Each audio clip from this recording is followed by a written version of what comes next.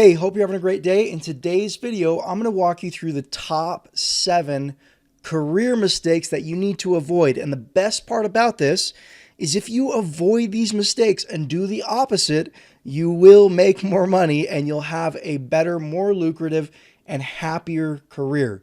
So if that sounds good, then let's dive in.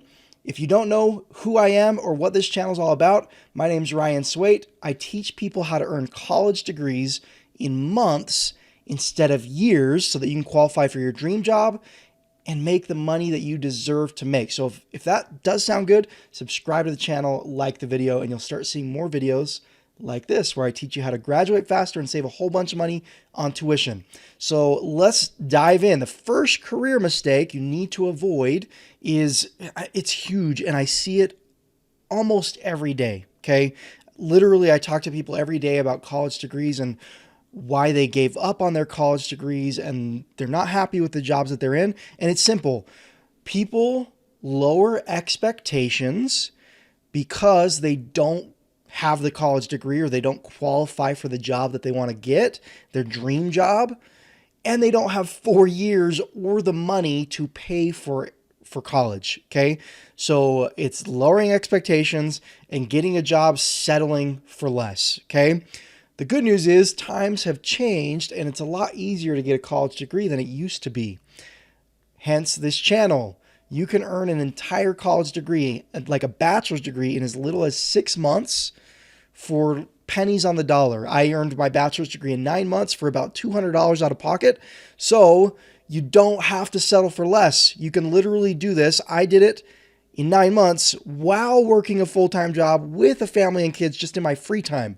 So you can do it a lot faster. You don't have to settle for less. That's not what this video is about. So what I'm going to do, I'll leave a link in the video description of what I call my free degree hacking training, where I teach you how to hack college and graduate faster. So if that's interesting to you, I'll leave the link down below in the description. Okay. Now, the second big, huge mistake that people make is choosing money over passion or passion over money. It's a huge mistake. Okay. If you choose money over passion, you're at risk of hating your life at work. Okay, while you're at work, you hate being at work, you hate your job, and then when you get home, you're having a great time because you make a lot of money, right? You can live in a house you want to live in, you can go on vacations, things like that. Generally, when people make that mistake, they don't have as much time to live their life because they spend a lot of time at work, but that's a huge, huge risk. Now, on the other hand, if you choose joy or passion over money, you might love going to work, but then when you get home, you have financial struggles and your life at home is not as good. So you have to find balance.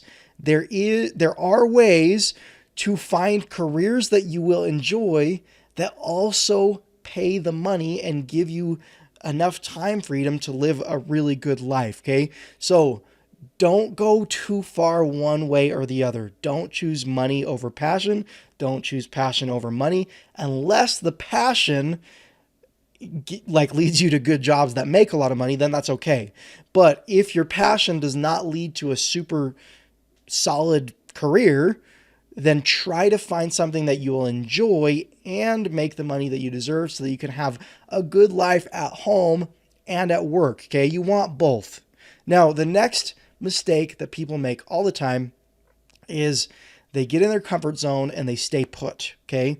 They literally don't advance in their careers because they have friends at work, because their job is easy, because they have romantic feelings for somebody that they work with.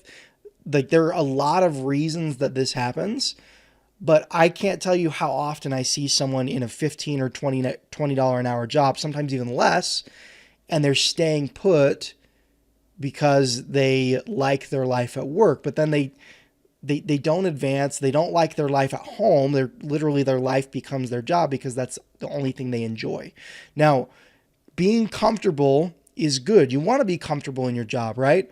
But you want to expand your comfort zone and be comfortable exceeding, right? And having a wonderful career. Let's say you're stuck in your job or you're staying in your job because you have romantic feelings for someone at work. Step up try to develop a relationship there and progress in your career. You can have both, okay? You can have both. So being comfortable with your job, a low-paying job, it doesn't lead to a good career. You can end up spending the next 40 years living paycheck to paycheck, and that's not a good life. You can have a better job. You can advance your skills and become comfortable in a better job, okay? That's huge. Now, the next mistake people make is they don't have a plan, okay? Just getting the first job is the first step. That's just step number one, okay? What a lot of people do is they'll go and work and work and work to get this specific job that they've been wanting for a long time, and then they're done and they stay put and they stay there for 30 years. That's not a good idea, okay? Because advancing in your career is a good thing. Getting better jobs that offer more freedom and pay you more money and give you more enjoyment in your life, that's a good thing. So when you do land the dream job, what's the next step? Take a step back and map out your career. What are your goals for the next year? What are your goals for the next 5 years, 10 years, 20 years? And map out a plan. And the cool thing is, it's okay if that plan changes over time, but you're constantly working for something better. And I'll talk about, there is danger in trying to make too many jumps, and I'll talk about that in a second, but it's really important to have a vision for a better future. It will always lead to a better career, and it's a smart thing to do.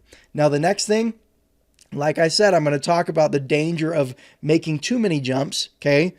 Grass is greener syndrome, okay? A lot of people, they get into a job and they just think, nope, the next job's going to be better, the next job's going to be better, the next job's going to be better. Well, I know people that literally can't hold a job for more than 6 months because they're always just wanting to jump to something better. The problem with this, grass is greener syndrome, is a lot of people will do horizontal jumps, okay?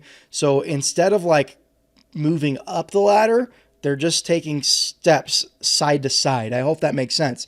If you leave a $12 an hour job for another $12 an hour job, maybe the job is going to be more desirable, but maybe it's not, okay? So instead of like just jumping every time you're uncomfortable, have a structured plan and make jumps upward, okay? The goal here is to progress and increase every time you make a jump, right? And those jumps are not going to be the jumps that are every 3, 6, 12 months. Those jumps are going to be a couple years down the road. You're going to advance to this job. And then a few years later, you're going to advance to this job. If you structure it and sequence it properly, your career advances at each step instead of just jumping every time you feel uncomfortable. I hope that makes sense. Now, the next big mistake is people refuse to develop skills and grow, okay? Zero growth means that you're going to stagnate and you're going to stay at the same level all the time, okay? If you don't further develop skills over time, you do not increase in desirability for employers, right?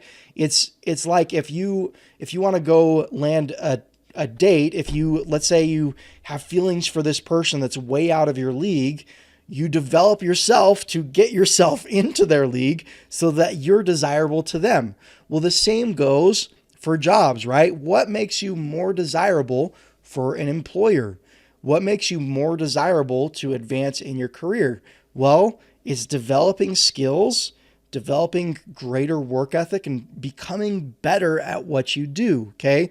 That doesn't always mean I have job A, I have to develop the skills for job B that's in a completely different field. That's not always smart to do, but what skills do you need to develop that are going to get you better at what you're already good at so that you can advance even further, okay? So a huge thing, like one of the biggest things that's going to develop your career is developing yourself, okay? The better you are at what you do, the more money you should make.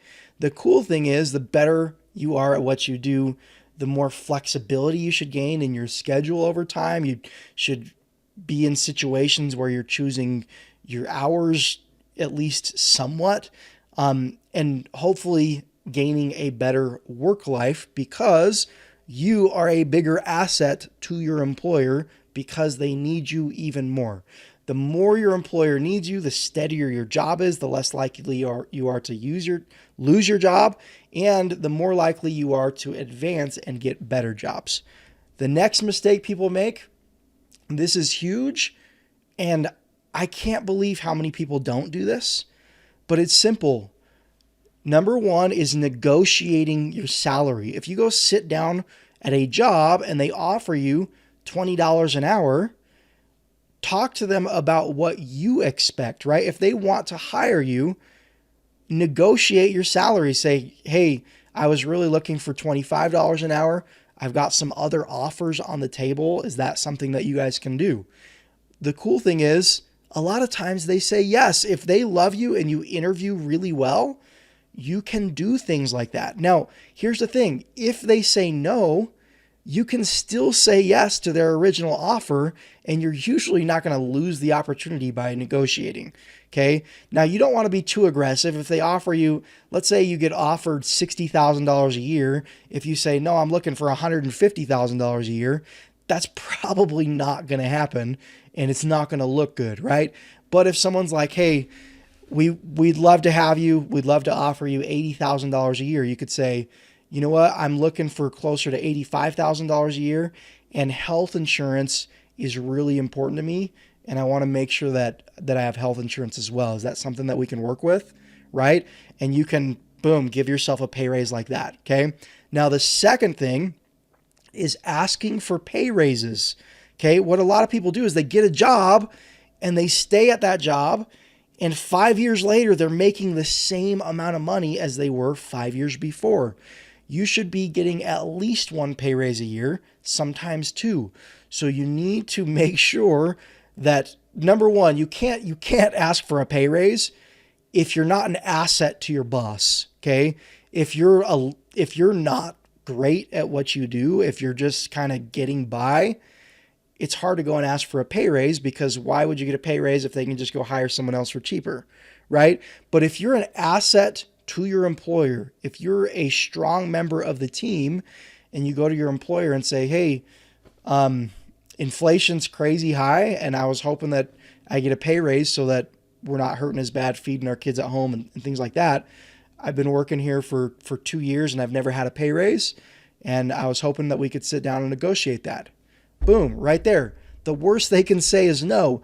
If your boss says no and does not allow you to advance over time, it's time to start looking for a new job. If your boss wants to continually stepping you up and up and up, that's a good sign, and you're in a job that maybe you want to stay in, okay? So that's huge, is just asking for pay raises.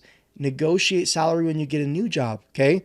And another way to do that is, let's say you're in job A, look for a parallel job, okay, the exact same job at other companies, but see if you can find that job at a higher pay level, okay? So let's say you're a phlebotomist and there's a business across the street that does phlebotomy. Walk across the street and say, hey, like, I do phlebotomy across the street. This is what I get paid. I saw you guys are hiring. What do you guys pay, right? And ask, okay? So it's okay to like kind of make those parallel shifts if you're actually stepping up and increasing income, okay? But like we talked about before, you're always wanting to progress upward. So don't make the parallel shift unless you're actually making more money and making your life better. So I hope this video's helped. If you want a college degree, you can get college degrees, entire bachelor's degrees, in as little as 6 months by testing out of your classes, okay? You, instead of like doing the homework and reading textbooks and doing all the fluff work, you can literally test out of all your classes, and you don't have to have the knowledge in your brain now. You can figure out what you need to learn and then go and learn it and then take exams. That's exactly what I did. I graduated in 9 months. If you want to learn how to do that, I'm going to leave like I said before, a link down below in the description. Go and watch that. It's free to watch, no strings attached, and I hope that it makes your life better. If you've liked the video, please subscribe to the channel and click the like button, and you'll start seeing more videos of me helping you advance your career, get college degrees faster, and save a whole bunch of money on tuition. Have a wonderful day, and I'll talk to you in the next video.